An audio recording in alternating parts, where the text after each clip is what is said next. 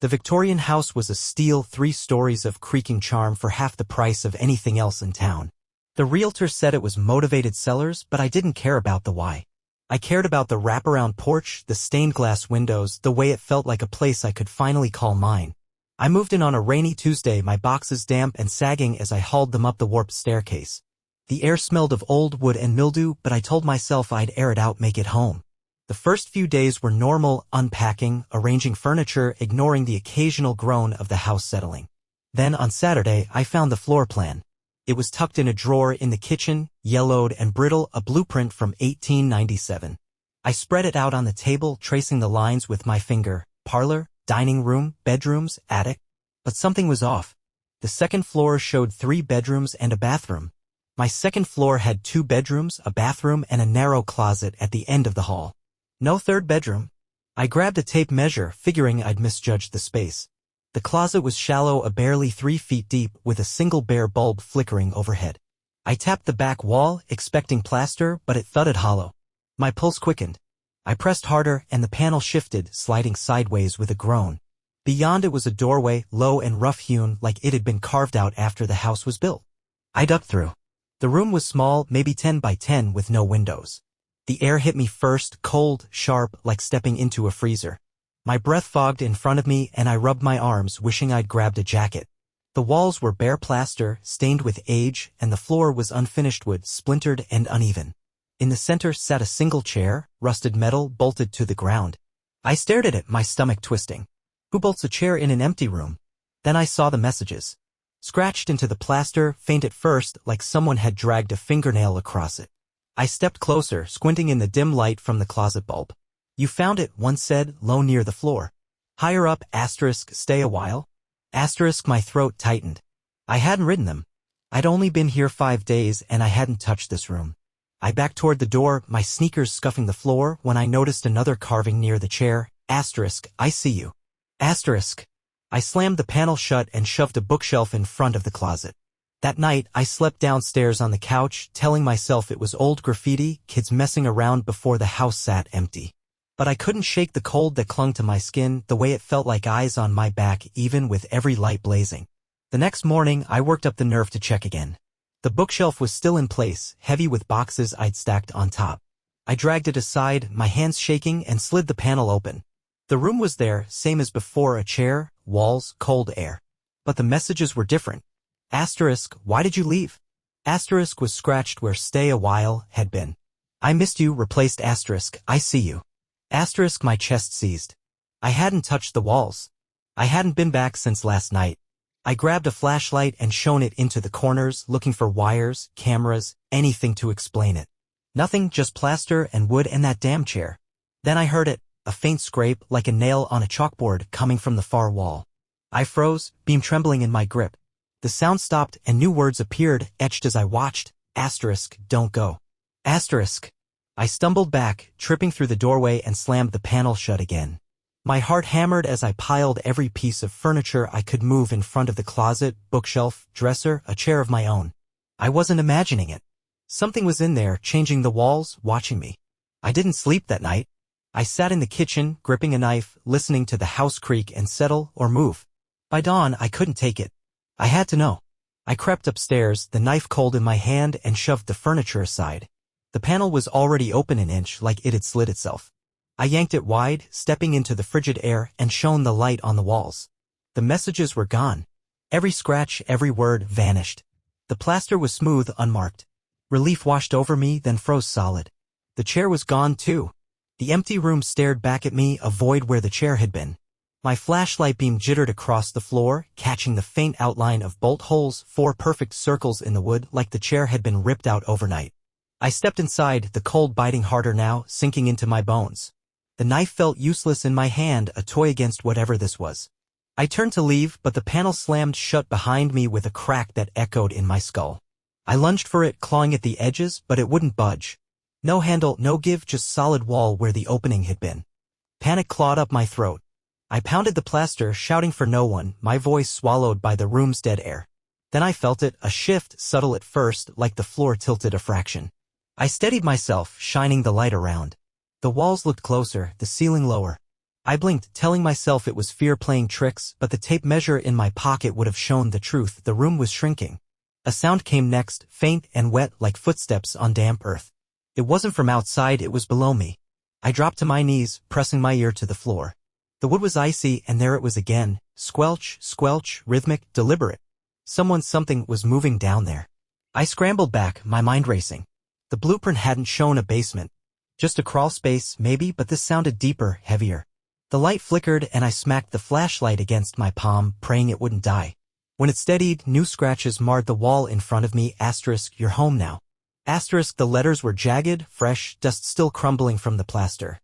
I swung the beam wildly, searching for whatever wrote it. Nothing. Just me and the words and that relentless cold. Then the floor creaked, a long, slow groan, and I felt it dip like something massive had stepped closer underneath. I don't know how long I stood there, frozen, listening to the squelching grow louder, closer. Minutes, maybe hours. Time smeared into a haze of dread. Then the wall to my left bulged, plaster cracking as if something pressed against it from the other side. I backed away, hitting the opposite wall, and felt it give too soft, almost spongy. The room wasn't just shrinking, it was alive, flexing, breathing around me. A voice whispered my name, low and ragged, from everywhere at once. Not through the walls, inside my head. I dropped the knife, clutching my skull, trying to shut it out. Stay, it hissed, and the floor buckled, pitching me forward. I caught myself on my hands, and the wood pulsed under my palms, warm now, like flesh. I yanked my hands back, staring at the grain as it rippled, forming shapes, eyes, mouths, faces I didn't recognize, all twisting in silent screams. I screamed too, lunging for where the panel had been. It was still sealed, but I clawed at it, nails splintering, until my fingers found a seam. I pried it open, tumbling into the closet, and kicked the panel shut behind me. The furniture I'd piled up was scattered, flung across the hall like a storm had hit. I didn't stop to question it. I ran downstairs, grabbed my keys, and bolted out the front door into the gray morning. I didn't go far. A motel 2 miles away, cheap and stale, where I've been holed up since. I told myself I'd call someone, a contractor, a priest, anyone, to figure out what that house was. But I haven't. I just sit here, staring at the wall, because every night I hear it, that wet squelch, faint but unmistakable, under the motel floor. Last night, I found a scratch on the bathroom mirror, asterisk, you can't leave. Asterisk. I checked out this morning, drove back to the Victorian. The front door was open when I got there, swaying in the wind. I didn't go in, not yet. But I saw it through the parlor window, the chair, rusted and bolted, sitting in the middle of the room. It wasn't there when I left. And as I stood on the porch, the house creaked, not settling, not wind, but a low, hungry groan. It knows I'm back. I don't know what's in there, what's been writing on the walls, moving the chair, calling my name. But I feel it pulling me, a tug in my gut I can't shake. I'm writing this from the porch, the door still open, the cold leaking out. I think I'm going inside. I think I have to.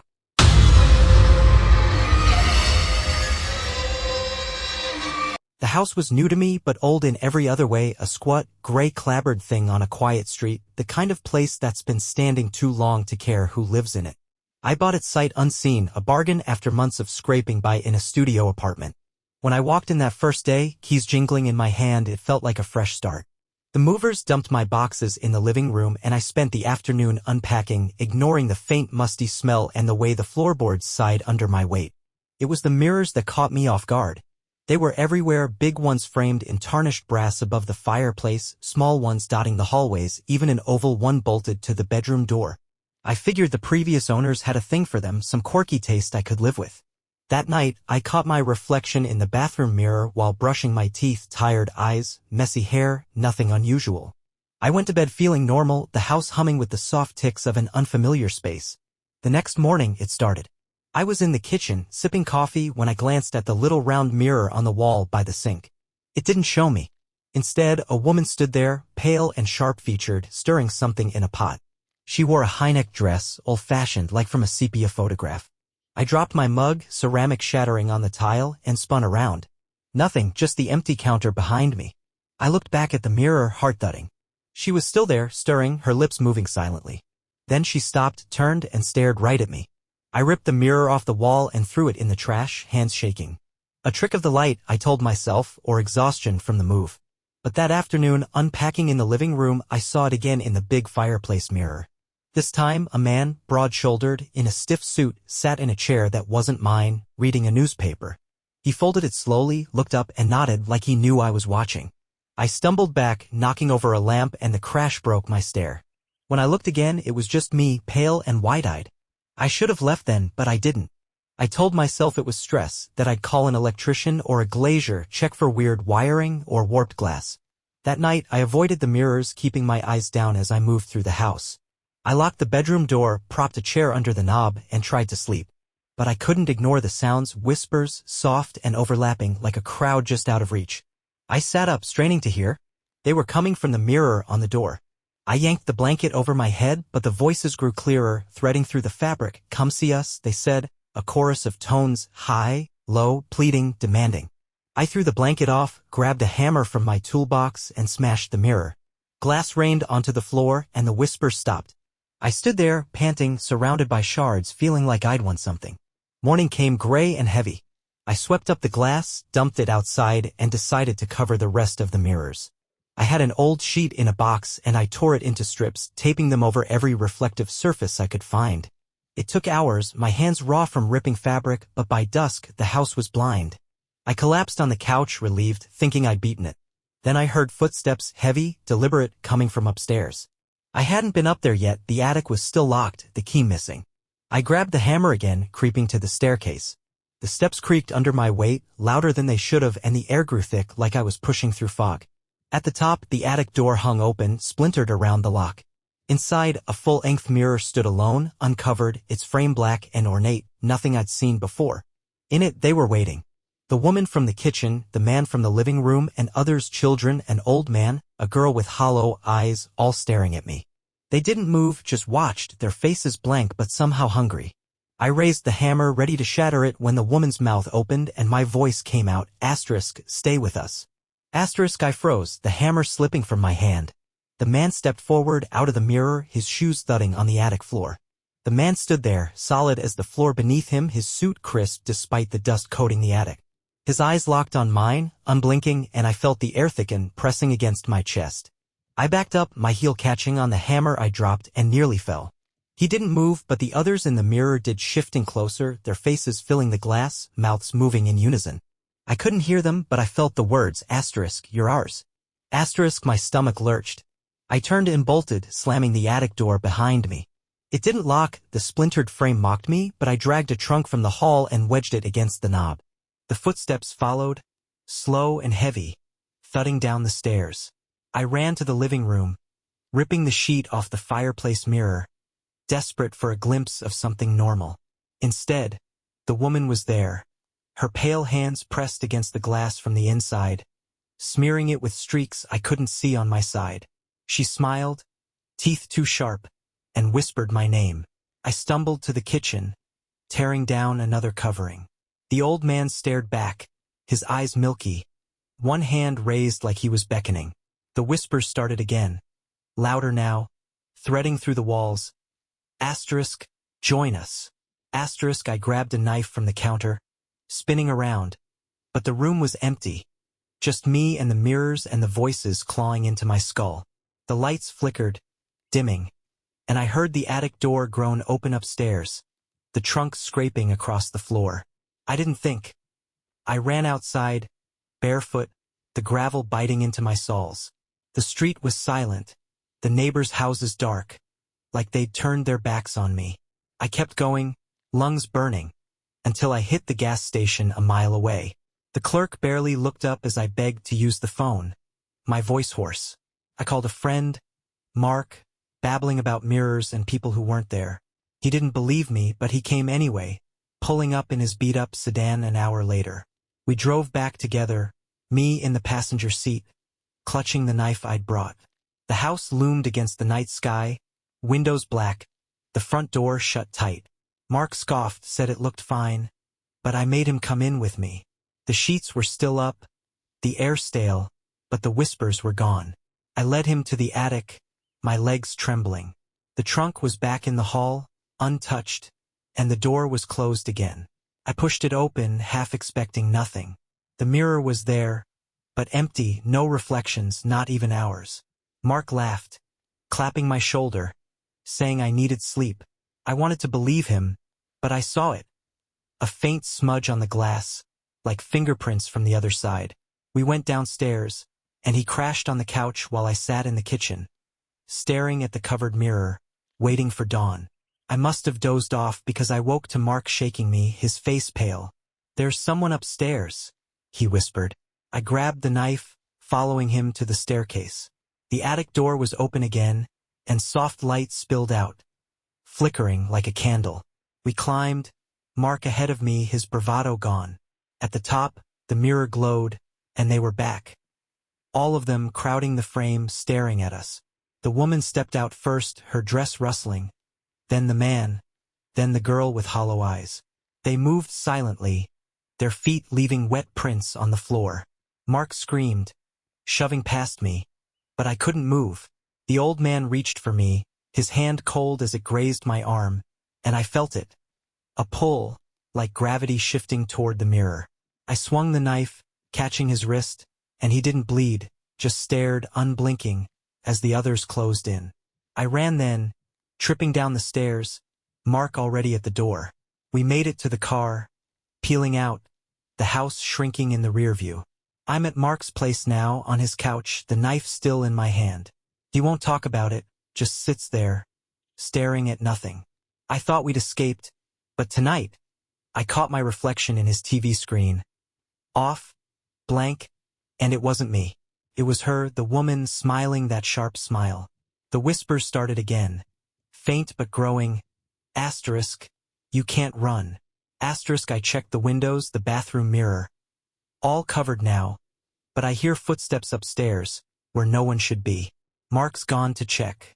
He hasn't come back.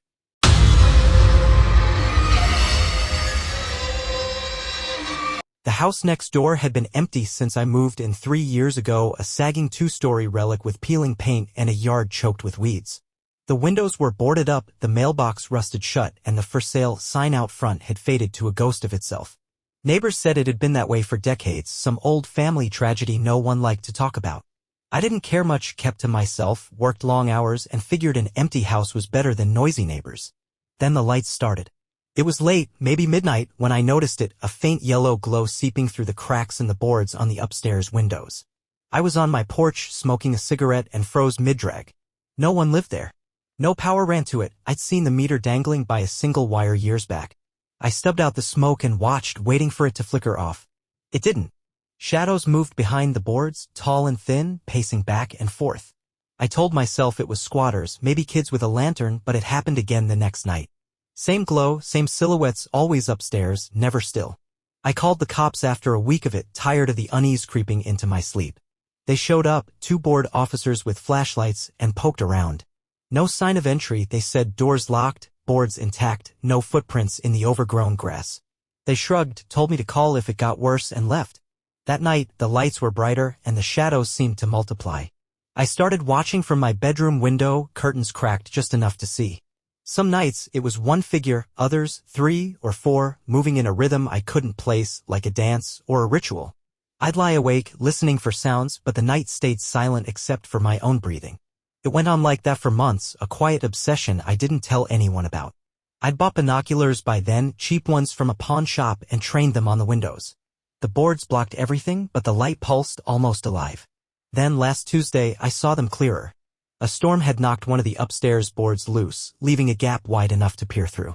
I waited until dark, heart-thudding, and focused the binoculars. The room was bare, cracked walls, no furniture, but the figures were there. Pale, too tall, their limbs bent wrong, like they'd been stretched. They didn't have faces, just smooth blanks where eyes and mouths should have been. They swayed, heads tilted toward the gap, and I swear they knew I was watching. I dropped the binoculars, yanked the curtains shut, and didn't sleep. The next day, I bought a flashlight and a crowbar. I couldn't take it anymore, the not knowing, the way my house felt less mine every night. After work, I waited until dusk when the street was empty and crossed the yard. The front door was locked, the knob cold and gritty with rust, but the back porch had a window with a broken board. I pried it open, though it splintering under the crowbar, and climbed inside. The air hit me first, stale, thick with dust, and something sour, like meat left out too long. The kitchen was a ruin, cabinets hanging open, a table split down the middle, and a sink full of black sludge. I shone the flashlight around, my breath shallow. No lights were on, no wires hummed, but upstairs, that glow seeped down the stairwell, steady and wrong. I gripped the crowbar tighter and started up, each step creaking louder than the last. At the top, the hallway stretched longer than it should have, doors lining both sides, all shut. The light came from the room at the end, the one with the loose board. I moved toward it, my sneakers scuffing the warped floor, and pushed the door open. Empty, just bare walls and that blinding glow, no source I could see. Then I saw the kitchen knife on the floor, rusted but sharp, and beside it, carved into the wall, my name, jagged and deep, like it had been there for years. The floor creaked behind me. I spun, flashlight beam slicing the dark, and caught a glimpse, tall, pale, faceless, before it slipped behind the door. My chest locked up. I swung the crowbar, hitting nothing but air, and ran, tripping down the stairs, out the window, back to my house. I locked every door, every window, and sat in the dark, waiting. The lights next door stayed on all night. I didn't sleep that night. I sat on my couch, crowbar across my lap, the flashlight flickering as its battery died. The glow from next door bled through my blinds, painting the room in sickly streaks. I kept replaying it, the faceless thing in the hallway, my name gouged into the wall. It wasn't squatters or a prank. Whatever was in there knew me had been waiting. Dawn came slow, gray and useless, and the lights next door finally dimmed. I thought maybe it was over. It wasn't. That evening I found scratches on my back door, long, uneven lines like nails dragged deep. I hadn't heard a thing. I bolted the door, shoved a chair under the knob, and checked every window twice. Night fell, and the glow returned, sharper now, pulsing like a heartbeat. I stayed downstairs, avoiding the bedroom window, but I couldn't escape the sound. Soft taps, irregular, coming from the walls. Not my walls, theirs next door, like they were testing the boundary between us. By midnight, I couldn't take it. I grabbed the crowbar and a kitchen knife, figuring I'd end this, burn the place down if I had to. I crossed the yard, the grass crunching under my boots, and slipped through the same broken window. The kitchen smelled worse now, the sludge in the sink bubbling faintly, black tendrils creeping up the porcelain. I gagged but kept moving, up the stairs, toward the glow. The hallway felt tighter, the doors closer, and some were cracked open now, revealing empty rooms that stretched too far into shadow. The end room was waiting. The knife was still there, beside my name, but the carving had grown. Letters sprawling across the wall, repeating, asterisk you. Asterisk. The glow burned my eyes, sourceless, and the air buzzed, thick with static. I raised the crowbar, ready to smash something, anything, when the tapping started, behind me, above me, below. I spun, and they were there. 3 of them, tall and wrong, their blank faces tilted toward me. They didn't move, just stood, blocking the door. I swung the crowbar, catching one in the chest. It didn't flinch. My arm jolted like I'd hit stone. But a crack split the air, and the thing staggered, its body folding inward, limbs snapping at odd angles. The others lunged, silent, their hands cold and slick as they grabbed my arms. I thrashed, dropping the crowbar, and drove the knife into one side. It let go, collapsing into a heap of twitching limbs, but the third tightened its grip, dragging me toward the wall. My name was gone. In its place, a hole gaped, jagged, pulsating, the edges wet and red like a wound. The glow poured from it, blinding, and I felt heat now, not cold, radiating from inside. I screamed, kicking, but the thing's strength was iron. It forced me closer, my boots scraping the floor, and I saw shapes in the hole, more of them, dozens, climbing over each other, their blank faces turning toward me. A voice rasped from the dark. Not theirs but mine. Asterisk, come home. Asterisk. I don't know how I broke free. Adrenaline, maybe, or dumb luck. I twisted, slamming my elbow into its neck, and it loosened enough for me to wrench away. I ran, leaping over the broken one, past the other still twitching, down the stairs, out the window. My hands bled from the glass, but I didn't stop until I was inside my house. Doors locked, lights off, curled on the floor. The glow didn't fade that night. It pressed against my windows, seeping through the cracks, and I heard them. Tapping, scratching, my name whispered in my own voice. Morning came and I packed a bag, drove to a motel 3 towns over. I thought distance would help. Didn't. Last night, I woke to tapping on the motel window. No glow, no shadows, just my reflection in the glass. Except it wasn't me. It was blank, faceless, and it raised a hand, tracing my name on the pane. I checked out at dawn, drove back. The house next door is quiet now, boards tight, no lights. But my back door's scratched again, deeper this time, and inside, my kitchen wall has a crack, small, wet, glowing faintly. I hear tapping from behind it. I don't think I can leave. I don't think it's letting me.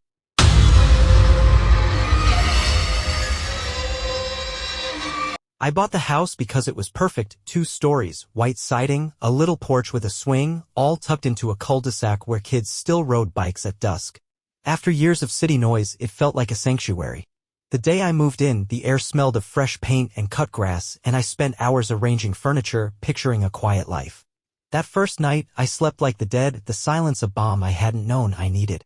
The next morning, I woke to a hallway that didn't fit. I'd walked it the day before, 10 steps from my bedroom to the bathroom, a straight shot past the linen closet. Now it took 15, the walls stretching longer, the closet door gone. I stood there, rubbing sleep from my eyes, counting again. 15 steps. I laughed it off, new house, bad memory, and went downstairs. The kitchen was fine, the living room unchanged, so I chalked it up to exhaustion and made coffee. But that night, the windows were off. I'd left the blinds up in the dining room, watching the streetlights flicker on.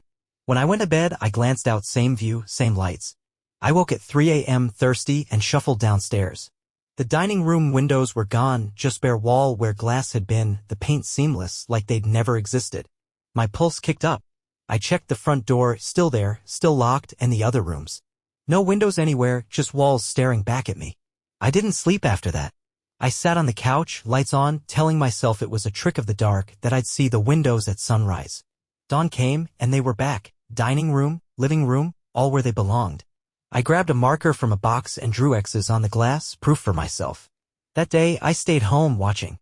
Nothing moved, nothing changed. I felt stupid, almost relieved. Then the basement started. I hadn't explored it yet, just a door off the kitchen, locked when I moved in, the realtor saying the key was lost. That night, I heard it, a faint thud, rhythmic like someone swinging a pickaxe into dirt. I pressed my ear to the door, though it cold against my skin. Thud, thud, thud, steady, deep, echoing from below.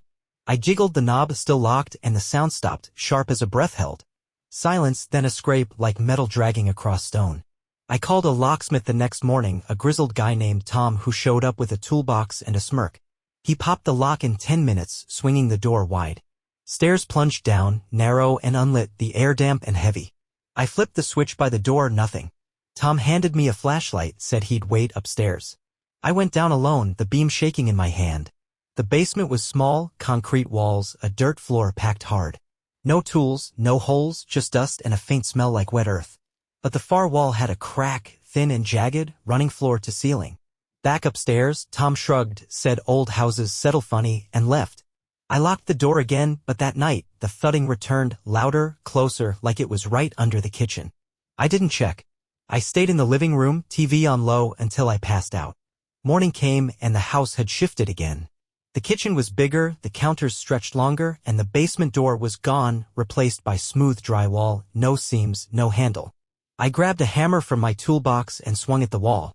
It dented, plaster crumbling, but behind it was more wall, solid, unyielding. The thudding started as I hit it, matching my blows, then outpacing them, a frantic rhythm shaking the floor. I dropped the hammer, backing away, and heard something new, a low hum, like air moving through a tunnel, coming from upstairs. I climbed the steps, counting 20 now, not 10.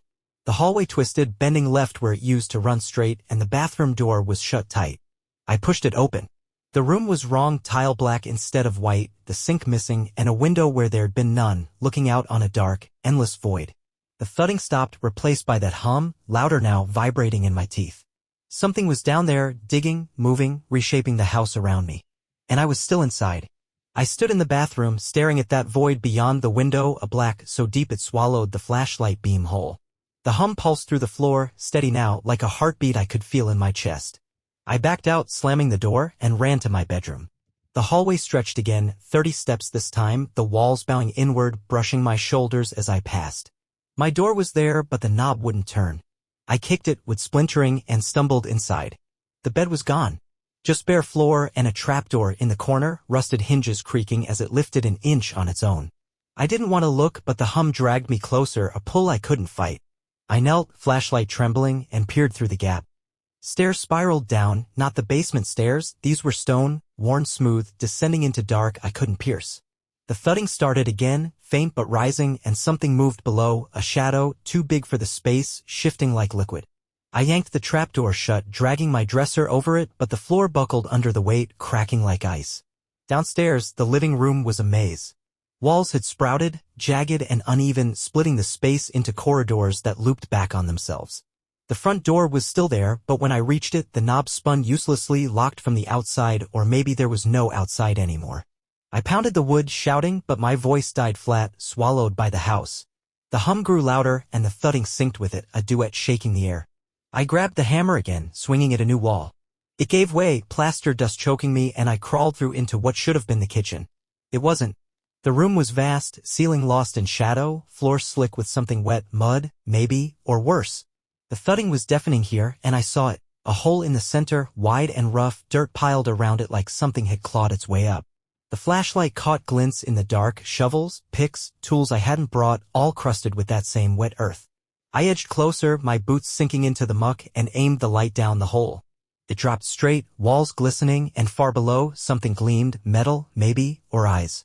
The hum stopped, and a voice came up, low and garbled, like it was choking on the dirt. Asterisk, you're late. Asterisk, my stomach dropped. I backed away, slipping, and the floor tilted, pitching me toward the edge.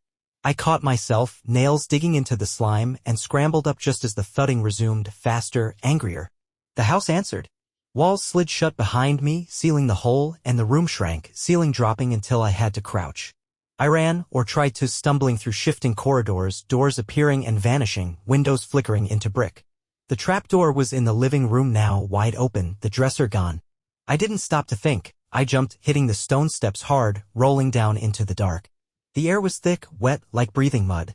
The stairs ended in a tunnel, low and dripping, the walls carved with scratches, names, dates, please, none mine, yet all too familiar. The shadow was a head, hunched and massive, swinging a pick into the earth. It turned, slow, and I saw it wasn't human, not anymore. Its face was half gone, one eye dangling, the other fixed on me, glowing in the flashlight's beam. Help me finish, it rasped, my voice twisted through its rotting mouth. I swung the hammer, connecting with its skull. Bone crunched, and it staggered, but the tunnel shook, dirt raining down. I ran back, up the stairs, the trapdoor slamming shut behind me. The house was still, too still. No hum, no thudding, just my ragged breathing. The front door stood open now, daylight streaming in. I bolted, collapsing on the lawn, gulping air. The cul-de-sac was quiet, the house unchanged from the outside, white siding, porch swaying. I'm at a friend's now, crashing on her couch, but I hear it at night, the hum, faint under the floorboards. This morning, her hallway was longer, 15 steps instead of 10. I checked my house from the street today. The windows are gone again, and there's a new door where the garage used to be. I think it's still digging, still changing. I think it's waiting for me to come back.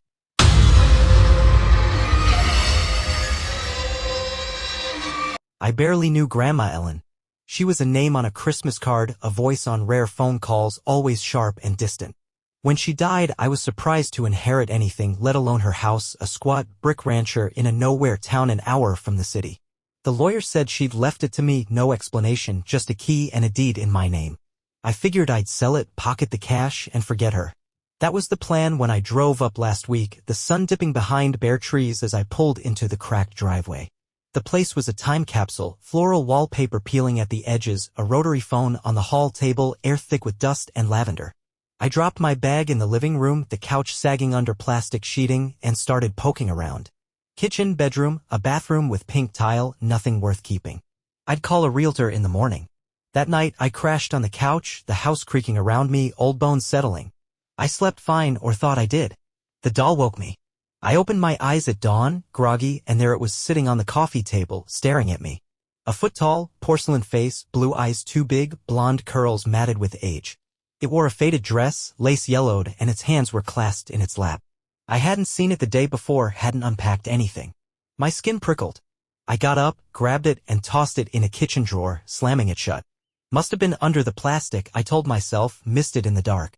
I spent the day cataloging the house, avoiding that drawer. The basement door was locked, no key in sight, and the attic was just cobwebs and boxes of moth-eaten clothes. Nothing valuable, nothing personal, no photos, no letters, no trace of Grandma Ellen beyond the stale scent of her perfume. By dusk, I was beat, ready to call it a night. I heated a can of soup, ate standing at the counter, and that's when I heard it. A whisper, soft and close, like someone leaning over my shoulder. My name drawn out slow, *MILYRY. Asterisk. I dropped the spoon, spinning around. The kitchen was empty, the house silent except for the hum of the fridge. I checked the windows, locked, the doors bolted. Just nerves, I thought, new place, old ghosts. I laughed it off, but my hands shook as I rinsed the bowl. Back in the living room, the drawer was open. The doll sat on the counter, facing me, its head tilted like it had been listening. I froze, staring at it. Same dress, same curls, but something was off. I stepped closer, my breath catching. The face, it was mine. Not just similar, not a vague resemblance. My nose, my mouth, my eyes, wide and blue, etched into the porcelain. I hadn't noticed before, or maybe it hadn't been that way. I grabbed it, hands trembling, and turned it over. Scratched into the base, faint but clear, *Emily 2025. My name this year. The whisper came again, louder, from the walls this time, *Emilii. I dropped the doll, the clatter echoing as it hit the floor, and ran to the living room. The lights flickered, dimming, and the whisper spread, overlapping, a chorus of my name from every corner. I grabbed my phone, ready to call someone, anyone, but the screen was dead, battery drained.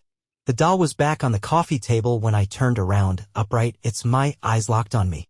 I bolted for the front door, but the knob wouldn't turn. The windows wouldn't budge either, frames sealed tight, glass cold as ice.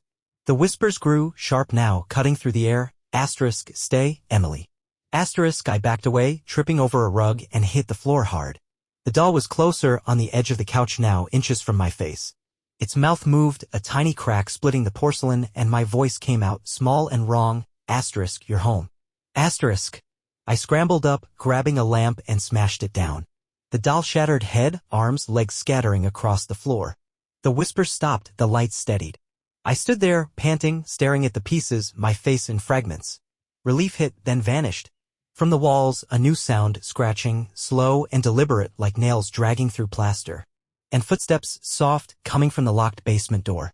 The footsteps stopped at the basement door, a heavy pause that pressed the air out of the room. I stood frozen, lamp cord still in my hand, the doll's broken pieces glinting under the light. The scratching picked up again, sharper, clawing from inside the walls, and the basement knob rattled, once, twice, then fell still. I didn't wait to see if it'd turn.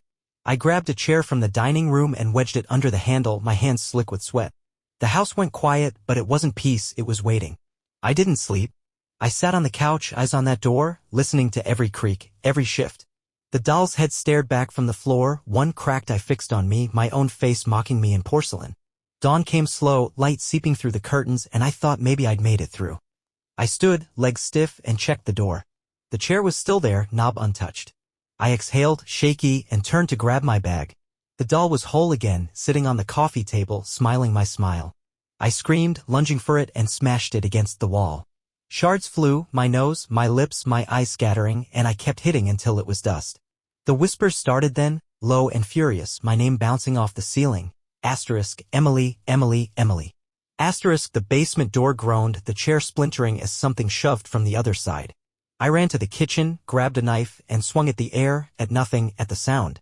The walls answered, cracks splitting the plaster, spidering up like veins, and from them, that scratching, relentless now. I tried the front door again, pounding, kicking. It held, and the windows laughed at me, fogging with my breath, but unyielding. The basement door burst open behind me, chair snapping in two, and I heard it, slow, wet footsteps climbing the stairs. I bolted upstairs, the only place left, and locked myself in the bedroom. The air was thick here, lavender choking me, and the bed sagged under a weight that wasn't mine. The doll was there, pristine, sitting against the pillows, my mouth open in a silent scream.